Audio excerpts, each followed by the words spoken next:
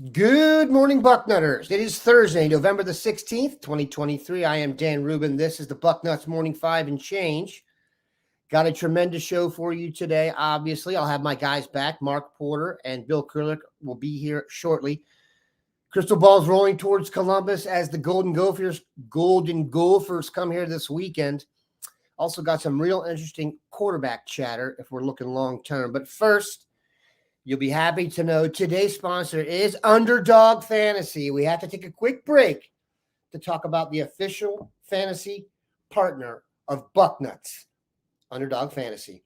It's super easy to use. You go to the app and go pick whether your favorite players will have a higher or lower stat total than what is listed.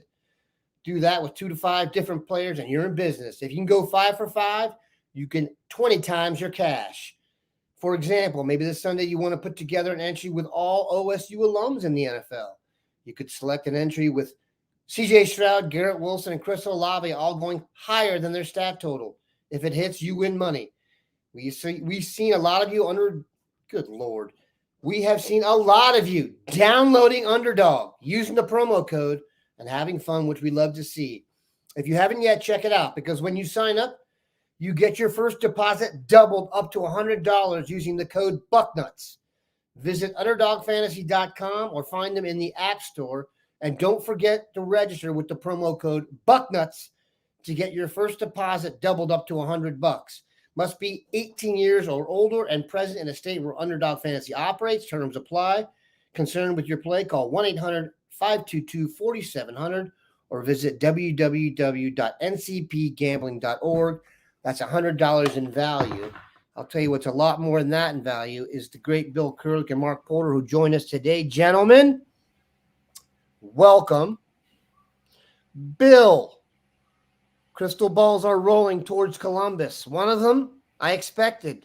One of them caught me a little bit off guard. The first, Amaris Williams, the defensive end out of the state of North Carolina, one of that state's highest rated prospects, verbally committed to the University of Florida. He's been here twice in the past month or so, and there are crystal balls rolling from yourself and multiple others. But there was a crystal ball rolled last night for I first should add, Amaris is the class of 2024.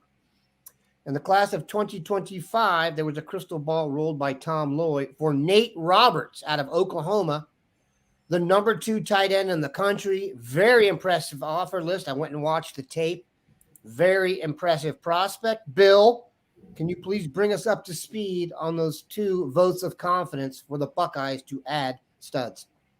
Well, I also want to add in a name that kind of dovetails with this. That'd be Amari Winston, tight end out of Georgia. Reason it dovetails with it is that Nate Roberts is kind of your traditional tight end. You know, he's a 6'4", 235, 240 pounder, a lot along the lines of what you would call the traditional tight ends of the past for Ohio State. And he is really just about as good as any tight end in the country for the class of 2025. And I've felt for quite some time, he was originally committed to Notre Dame, but he decommitted. And I've felt for some time, and I still feel that way, that in all likelihood, his decision is going to come down to Ohio State or Oklahoma. He is from Washington, Oklahoma. The other school in the running, I think, somewhat is Oregon. But I think we're looking at those 3 schools. And if I had to put a pick in right now, I would go with Ohio State as well. Not quite ready to do that, but I like where Ohio State stands with him. But again, you're battling the home state school, Oklahoma. And I don't really expect him to make a decision in the next few days or anything like that. But certainly he would be a great addition to this Ohio State class. And Ohio State is looking to get a traditional prototype tight end in this class. That would be Roberts, and an H-back type guy, which is Amari Winston. Winston visited Ohio State for the game this past weekend against Michigan State. It went very well. At one time, some people had him crystal ball to Ohio State, myself and Tom Lloyd. Actually, Tom switched his pick from Ohio State to Texas for Amari Winston. I still got mine on Ohio State. Amari is going to come out with his top three, which I think will be his final three most likely soon, actually early next week. Ohio State absolutely will be on that list. He's told me that. I certainly expect on that list Texas, and I think UCF will likely be the other school on that list. And I think his decision will come down to Ohio State or Texas. So we'll see what happens there. If Ohio State can get those two guys, they will have their prototype traditional tight end, and they will have their H-back in the class. And, Keenan Bailey is doing a great job. He, of course, worked hand in hand with Brian Hartline recruiting all of those great wide receivers for Ohio State. Now he's doing his own thing, recruiting tight ends as the tight end coach, and he's doing a great job. So that's kind of the background on all those guys. The other guy you mentioned, Amaris Williams, like you said, the old saying in recruiting is follow the visits, and his last two visits have been to Ohio State, and they have gone very well. I like the Buckeyes' chances there. Obviously, I crystal balled him as well as Tom to Ohio State. One of the keys for me was I put on the site earlier this week that his official visit to Tennessee this weekend was off. Then I put on there's a chance it could still be made. What was going on behind the scenes there was that Amaris Williams' game for this weekend, which was on a Friday, was switched to Thursday. So they were going to try to perhaps maybe see if he could get that visit into Tennessee with a Thursday visit. That is not going to happen, which to me is kind of it's a very good sign. If you have a game on Thursday, you should be able to make an official visit to a school, but he's not going to do that. Now, the possibility still remains that he could make an official visit to Tennessee in December, but I just like Ohio State's chances with that visit not happening as of now, and have crystal balled him to Ohio State. Florida, of course, is battling hard to keep him in their class, and they're not afraid to make a very good NIL offering or improve a very good NIL offering to him. So that's kind of a question mark there, but I think he likes Ohio State enough that I crystal balled him to Ohio State. Okay, the beginning of the show here obviously is going to take on a more Bill Kurelic vibe. We will get Marcus more involved here in the second half as we go more local, but many of the questions coming in are about guys visiting or national guys. So, Bill, let's go back. We're talking defensive end. Ernest Willor has a visit scheduled. Is that true? I know you have some information on that. Do we have a shot there? And how does he compare, in your opinion, to Carlin Jones? He does have an official visit scheduled to Ohio State. It's not, though, until December 8th and 9th. Of course, that would be theoretically, hopefully, the first big out-of-season weekend for Ohio State to have official visits, because hopefully they'll be playing in the Big Ten championship game. But he did schedule it for December 8th to the 10th. Carlin Jones, as was mentioned, I believe that was Mika Hanna, right? Yep. That asked that. As was mentioned, Carlin Jones is making his official visit to Ohio State this weekend, and that's going to be one to keep an eye on, kind of to see how the dominoes fall. Ohio State can add at least two more defensive linemen to this class. And by defensive linemen, I mean defensive end and edge guys. They might be able to get three in to this class. Amaris Williams is at the top of the food chain, so to speak, as a defensive end edge guy. He's being recruited for JT Tuimoloau's position by Ohio State. And then you've got Carlin Jones, who's being recruited as a defensive tackle. So it'll be interesting to see what happens with him, and does he flip to Ohio State from his current Nebraska commitment. Then, as you mentioned, we've got Ernest Willor coming in, and Willor is a guy that is versatile. He could play he's being recruited as someone by schools that could play various positions, move around on the defensive line. So he'd be the weekend of December 8th to the 10th. So we'll see what happens with all of those guys. But the other thing I put on our site yesterday was Deshaun Warner is another guy that Ohio State offered. He's an edge guy. But right now they have not put him on the official visit list yet. He hasn't been invited to a visit yet. We'll see if that happens, but he's another guy that's on the list there. All right, we'll let Bill continue to hog the space here because I'd be remiss if I did not talk about this weekend. Ohio State has Aaron Nolan locked in for the class of 2024 at quarterback. They have Fine Ohio and Tavian St. Clair locked in for the class of 2025. So far be it for Ohio State to sit on their laurels. They have begun to work on the class of 2026, and the names are impressive. They've already had in the highly ranked Jared Curtis and Will Griffin.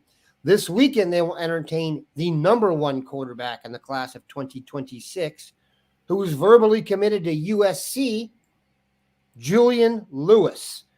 Bill, what do we need to know? Well, Julian Lewis is the number one player in the country, not just quarterback, but in the country for 2026. He was a huge Ohio State target. He did commit to USC, but he is, I guess you'd say, looking around. He's making other visits. This is not his first visit anywhere else besides USC. He's making other visits. Ohio State is this weekend, and certainly I think he, along with Jared Curtis, would be at the top of the food chain, so to speak. Will Griffin is up there as well. And the good news is that all three are interested enough that they will have either visited Ohio State last weekend or visit Ohio State this weekend. And you're talking about three, I mean, like I said, top of the food chain type prospects for the most important position on the field. Very impressive. And guess what is not hurting Ohio State's quest? The quarterback of the Houston Texans, who somehow went 0 for 2 against Michigan, yet has carved up Georgia and the NFL. That's ironic, isn't it? Anyway, let me read our ad, and then we'll let Mark massage his vocal cords. Factor meals. This holiday season, you might be looking for nutritious, convenient meals to keep you energized on jam-packed days. Factor, America's #1 ready-to-eat meal delivery service, can help you fuel up for breakfast, lunch, and dinner with chef-prepared, dietitian-approved, ready-to-eat meals delivered straight to your door. You'll save time, eat well, and stay on track with your healthy lifestyle while tackling all of your holiday to-dos. Last night, got home late from a basketball game. My son was hungry, threw in some Factor pork chops. He said he would not like pork chops. He now likes pork chops. So it's a way to expand your kid's palate. If you are rest assured, you're also making a sustainable choice. They offset 100% of delivery emissions and source 100% renewable electricity for their production and offices. This November, get Factor and enjoy eating well without the hassle. Simply choose your meals and enjoy fresh, flavor-packed meals delivered to your door, ready in just 2 minutes. No prep, no mess. That's actually a fact. Everything is 2 minutes. Head to factormeals.com/Bucknuts50 and use the code Bucknuts50 to get 50% off.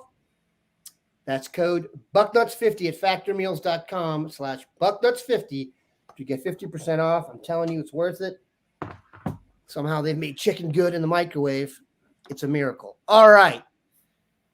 Let's get the man from Scouting, Ohio rolling here, as I'm probably not going to pay him for the first half of the show. The Grand Poobah. Yeah. Plenty of good questions here. One of them was about the class of 2024 in Ohio, Mark, and I threw it up there. Who has kind of blossomed in 2024, in your opinion, and kind of emerged? I was ready to answer that question for 2025 Go and ahead. 2024. Well, we'll start with 2024. As I scan down the list, this list is pretty well picked over. Elijah King from Lincoln was a kid we kept getting questions about. I finally had a chance to see him a couple weeks ago. I don't think he's Ohio State good, but he is a good-looking player. A little skinnier than I remembered. Benny Powell from Lakota West was another player that I thought was really had the stock up type vibe to him. Jaquan Bostic from Taft and Jake Wheelock from Stebbins. A lot of these kids are committed. Jake Wheelock's committed to Cincinnati. Yep. Let's see here. The Lewinsky twins from Cincinnati Hills Christian Academy, both committed to Michigan State. I always thought because of their length, there were some guys that keep an Offensive eye on. lineman? They're both like 6'6", 6'7" twins. It's amazing that there are two sets of twins in this class in the offensive line. and they're definitely the less respected of the two, but they're very strong players in their own right. Demetrius John at Dublin Coffin was a defensive tackle that I thought was outstanding. I saw Sean Martin, who's only headed to Akron, put on a heck of a show when I saw him play VASJ. I'm sorry, that's from St. Ignatius, the running back. It's really tough in that 2024. I feel like beating a dead horse is kind of what I'm looking at some of these names. Like we've talked about them, Reggie Powers, Jake Grimm.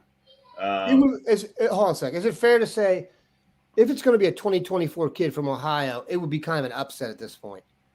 Yeah, and I'm looking at these names like thinking, okay, where is that upset? Where is the kid who's had the hot year? Where if they have like the one scholarship available still and he's out there, it's always tough to put your head on the Dane Sanzenbacher of the class or someone who's coming out of nowhere with a hot performance. But there are names here. Solomon Farrell, I thought was a great looking linebacker at Princeton. Javon Hammonds at Wayne. I mean, these guys were all great football players, and you may hear from them again on draft day. But right now, it's tough to fit in this class. Now, as we go to 2025, we haven't beaten the horse so many times. There's a lot of players like Northmont Cedric Works at defensive linebacker. Yeah, he really stood out, has the body. Trey Vernon from Hamilton, they love him there. They think he's one of the best players they coach. He's a tough, hard-nosed linebacker. I saw the question about Dante McClellan from Camp McKinley pop up. Got a chance to see him this weekend against St. Edwards.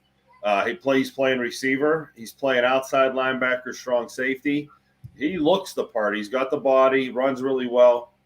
I don't think he's a receiver in college, but he runs really good at receiver. Not Brian Hartline good at receiver, but he may be able to play receiver some other places. But I really liked him. I think he's a name that we're going to have to watch going into this summer here if they don't offer him maybe before that. Tucker Caddis from St. Xavier is one of the most powerful offensive linemen in the class. I'm wondering if he starts to get a little traction here as people see him. Kamari Smith, the tight end from Wayne, got hurt the night I saw him. But I just saw he committed to Cincinnati, and I thought there was a little more meat on his bone if he went through the process a little further. Sam Afari's a long corner at Lakota West. Bill and I both saw Denham Cook at linebacker. He's someone to keep an eye on.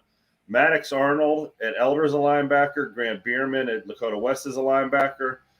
They're not much different than Eli Lee from Hoban. There may be a little knock off the pace, but when you see all of them this season, they don't look much different in person.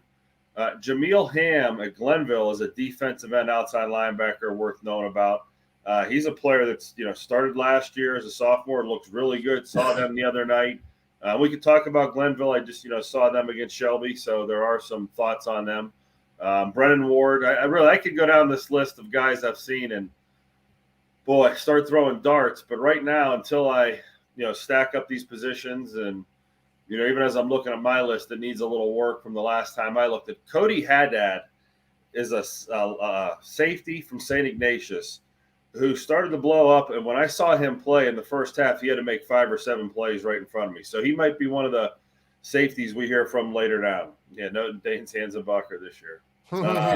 But yeah, there's for the nerds that want to hear a bunch of names, and I'm sure I could go deeper and keep digging. We could probably do a podcast. On all the deep dives and guys I kind of am fond of and, who the sleepers may be. But I think we're going to have some fun in 2025. Like I said, we did this the other day, and I don't think it's as strong in the O-line class, but this linebacker class is looking pretty good as I'm looking at it. Nolan Davenport was the tight end from Massillon, Washington. He's been playing left tackle this year. So he may be a guy at offensive line we have to look about. He's very athletic at tackle. Fantastic. More questions from our well-established gallery of Bucknuts. I was going to say peanut gallery, and then I didn't really work. We just saw a hello from Key West. I know. There. That's a good place to be saying hello from. Notice I didn't put it up there because I was coveting. And all right, there are going to be some ambush questions here, guys. So if we don't know, we don't know. But let's just Brandon Caesar. Hand placement is getting better and better. If we can't get Julian Eulis, I want Will Griffin. Bill, your thoughts on that comment? Brandon, I saw Brandon about a third of the way through the season. It was actually right around the time he got offered a scholarship by Ohio State. And boy, he looks the part. And I think Mark would agree. He is a good-looking kid. Cleveland Heights defensive end, is that right? Yeah, he's a Cleveland Heights defensive end. He's Marquise Davis's teammate, the running back, and he's about 6'5" and probably 230, and just looks good. Now, he still has a little bit of ways to go, but I haven't seen him since then. But I think he's a guy that, and he's a guy that, by the way, really likes Ohio State a lot. So he is certainly somebody to keep in mind for potentially being a Buckeye. He's an interesting situation, too. This doesn't happen very often. He told me at the beginning of the season he was just going to concentrate on football and not recruiting, and he wasn't going to visit any schools during the season. And as we had the Ohio State games, and as his teammate would go to Gay, I'd always check with him. Brandon, you go on? Nope. Concentrating on season. Nope. He held to that. He did not go to games. He concentrated on his junior football season, and that doesn't happen too often. I like to hear that. Mark, when he was offered, I felt like it was the vibe I was getting was it was more on potential and traits, as the great Dane Brugler has taught me. How's his progression been this season, in your opinion? Yeah, he's that puppy with big paws, and you could see the potential early on, and you could see the splash plays or the flash plays where, whoa, and then you want more of it, but like you're saying, he's concentrating on his season. He knows he has work to do, and it's one of those players where you do this all the time, and it's so fun. The Deontay and Devontae Armstrong were like this as sophomores. You see the body, and you say, wow, just keep chugging along, kid. Just stay in that weight room, and when you come out the other side of this awkward growing phase where you're, that puppy with big paws, and, you look like the newborn deer, when it comes out, it's kind of stumbling along sometimes, and there's some awkward plays. Boy, it's worth the investment. It's like a stock. It's worth putting your money in now because it's going to pay off later. And we should also mention Jaquan Stubbs is the same player, basically. He's another guy there that's kind of blowing up, 6'5", 250 pounds. The Cleveland Heights has some players, coming down the line that, that they have this look. And, Max Stevens does such a great job of developing. I mean, he's really as much in the development business as he is in the high school coaching business. So these players are in the hands of some of the best. Ask Marquise Davis. I love to hear that, by the way. Developing talent is a real art of coaching, not just recruiting. Believe me. Think about the two schools that Marquise Davis has been at and who he's been coached by. Yeah. You got Glenville and the great Ted Ginn Sr. that he was there, and now you got Cleveland Heights and Max Stevens. I'm sure he transferred just because he wanted that balance in coaching. Anyway, Michael Hester asks, and this could be a blindside, what do you know about Keyshawn Blackstock, top of the transfer portal list, top-ranked offensive lineman out of MSU, was a junior college addition? Anybody? Because I don't know him. I haven't heard his name in connection with Ohio State to this point, at least. But again, it's pretty early for that as far as. Trust me on this. The transfer portal coverage you're going to get from 24/7, and this site in particular, is going to be better than ever. It is going to be a major focus of ours going forward because it has become a constant. It is no longer a variable. I don't know if I say this all the time, but I don't know if you guys remember when hockey started putting a fourth column in for the results of the overtime ties in your record. Okay, it's no longer a variable. Transfer portals now align in the standings. You got to do it. It's not. You got a zero in there in terms of transfers. You tend to start out the season like Clemson. How'd that go?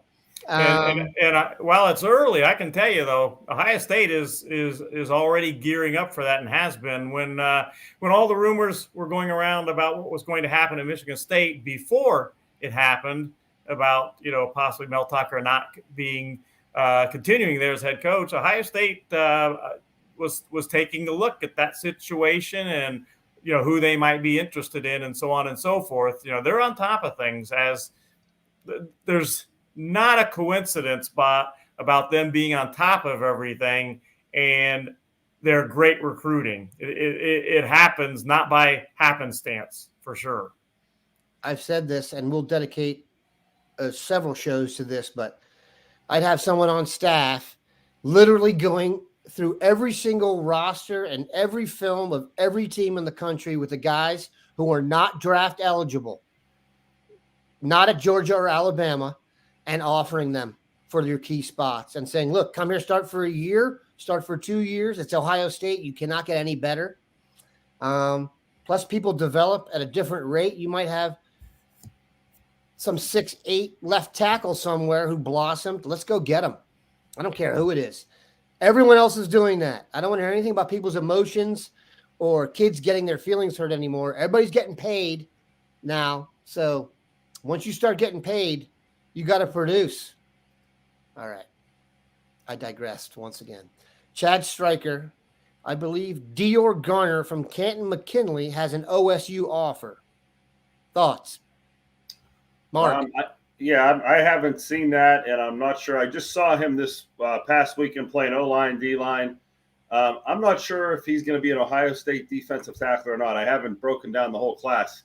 I'm looking at my list. He's definitely in the mix of this defensive tackle list.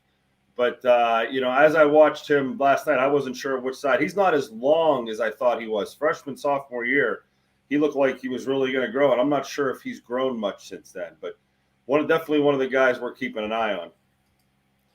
Great question from Murray Ron. Hi from Europe, gents. Great show as always. Thank you.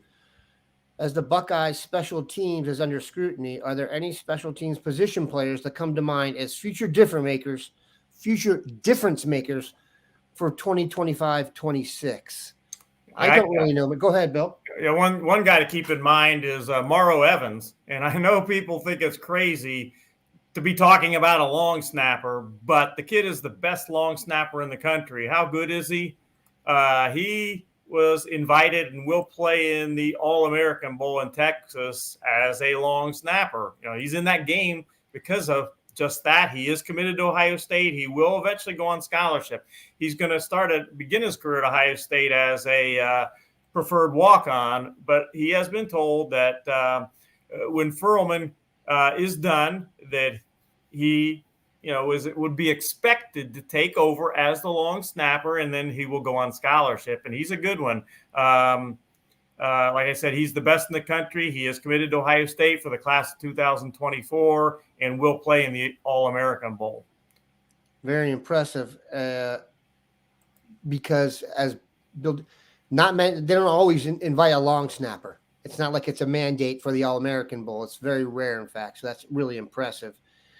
As far as other personnel, one thing Ohio State has not done that personally, this is just my opinion, I'd like to see them do is one of the young receivers they bring in here who's not going to get on the field early. I'd love to see that guy be like a take it to the house return threat so that every time the ball is punted, you're putting that pressure on the people kicking. I don't feel like our kickoff return and punt return has been dynamic enough for a team that recruits as much elite skill talent, but we shall see. All right. Tim Davison asks, what about Sean Terry from Ironton?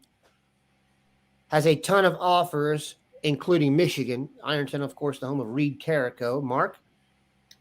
Yeah, I'm looking at the Dior Garner thing still, and he does not, according to 24/7, have an Ohio State offer.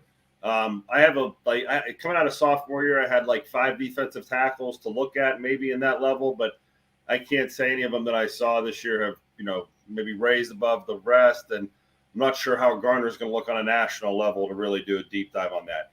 Sean Terry has a lot of offers. I'm not sure he's an Ohio State guy yet either. He's really blown up in the last month. I've been following those offers coming in. Again, the national list really supersedes some of these positional lists in Ohio sometimes. One of the questions we always do in the Eye in the Sky breakdown is how would he rank if he was in Ohio at this position? And a lot of times the national guys are number one in Ohio. That's why they go get him. And it's not fun to say that about the Ohio guys, but I'm not sure if Sean Terry's a number one guy in Ohio or top 5 guy in Ohio off of what I've seen. He's definitely an outstanding player, but that's pretty rare air at the position he's at. All right, let's get a couple more in here. Have you heard any interesting news about Texas A&M in regards to transfer possibilities? Bill, the first thing I did was go to their defensive line depth chart and see that Lebius Overton isn't even starting there. That's just one name I know Ohio State put a lot of time in. Do you think there's going to be an attack on Texas A&M's roster? People forget Jimbo got fired and got $76 million, but he also had the number one recruiting class recently. So there's talent there, Bill. No, they're going to look at that, no doubt about it. But one name I need to mention because I get asked about this, I think, if not every day, every other day, it's Dominic McKinley, who was highly considering Ohio State. And that question comes up a lot. And as of now, he's not going anywhere. He likes the defensive line coach there a lot. He is hoping that defensive line coach stays there for sure. And if he does, he's not going anywhere. In fact, he said, I'm 100%, I'm not going anywhere. I'm very happy with the defensive line coach. So we'll see what happens there. As of right now, though, he has said he is not going anywhere, but things can change. What happens if they bring in an entire new staff, who's the head coach and so on and so forth. But as of right now, he's not leaving. Okay. All right, Mark, you ready to rock here? Who do you think will win the state championships in Division 1, 2, 3, 4, and 5? By the way, there's also 6 and 7. I was looking at the all-state teams today. It's impressive. Who's the best 2 or 3 teams you've seen this year? How about that? Mark, we're going to hold you to this answer on who wins each. We're all going to bet our mortgage on this, Mark, so no pressure. I'm trying to pull up the Ohio State playoff schedule so I can make sure I talk about everybody in each division. St. Ed's, boy, I've seen them twice. It's hard to not, show love for them. I mean, they really – it's the offensive line. Good Lord. Yeah, it's like impenetrable, and it makes everybody else so good because they can just, block in their quarterback state. It's like a little bit like Ohio State. Sometimes their quarterback has so much time, that, boy, it makes everybody look good. So they're really tough to beat. I mean, the obvious, I guess, names are going to be in here. St. Edwards, I think, is looking pretty good in Division 1. Westchester, Lakota West, and Moeller. I saw Moeller play against St. Ignatius, and they had their way with them. I'm sorry, against St. Edward. So they're another one. I don't know if they can come back and beat them. Division 2, it's like your eyes go right to Hoban. Cincinnati Anderson is interesting because they have a no-huddle, 5-wide offense. Massillon, Washington, Hoban, boy, that's going to be a great division. I think it's between maybe those 3. Although Avon, 13-0, they beat some pretty good teams along the way. Division 2 looks like it could be the most competitive. For Division 3, I think Ursuline and Toledo Central Catholic may eventually be squaring off. I'm not sure if Watterson, Bell Fountain would have to really do some heavy lifting to beat Bishop Watterson this weekend to get our quarterback into the Final Four there. And you can't rule out Baden, but I think that's an Ursuline Toledo Central Catholic final. Dayton's had a great year. Yeah, they really have. When you get into Division 4, I didn't think Alter had that type of team this year, and Wyoming was there last year, so you kind of maybe push a few chips in on Wyoming. Steubenville, never rule them out, but you never know how good they are because of the schedule they play coming out of that division. Some of the teams they beat up on, I don't know how they compare, statewide. Glenville, they had no problem with Shelby last week. It could be their division again. Looking at some of the transfers they had from the last year, they had 2 or 3 Division I guys transfer in from like Maple Heights and Cleveland Heights and Benedictine. I mean, it's like the strong just keep getting stronger. Division 5, the name that pops out, boy. Once you get to Division 5, 6, and 7, you just head up to Coldwater, Maria, Sign, St. Henry area. Yeah, South Range won it last year, and they look strong again. I mean, that Coldwater coming out of that conference is always ready to go. Wheelersburg down, I don't know. That's an up in the air division. Division 6, Kirtland is that perennial name in that division, but Ken Versailles or West Jefferson or someone, shake them up. Boy, another division. Yeah, I mean, when you get to these Division 6, Division 7, it's really tough. Dalton and Danville, they're perennially in the thing. I think I've heard great things about Danville. I know someone who saw them last weekend and told me I needed to check them out. Maybe the 2 unbeaten teams. Marion Local is sometimes 20 or 30 points better than everybody else. So that being something they have done in the past, I kind of would slide a chip on them. And I know it's a long answer for all those divisions. 7 divisions. Yeah. I live near and have contact with many people who are from Maria Stein up that area. And man, they can play pound for pound. I'll take that area for football over almost any area I've ever been to, covered, seen, whatever. Not the biggest dudes, but good football. All right, we will get one more question in here, and you can both weigh in. Is any updates on Carter Lowe? I think he's a must get. And I heard Carter Lowe is going to be a Buck.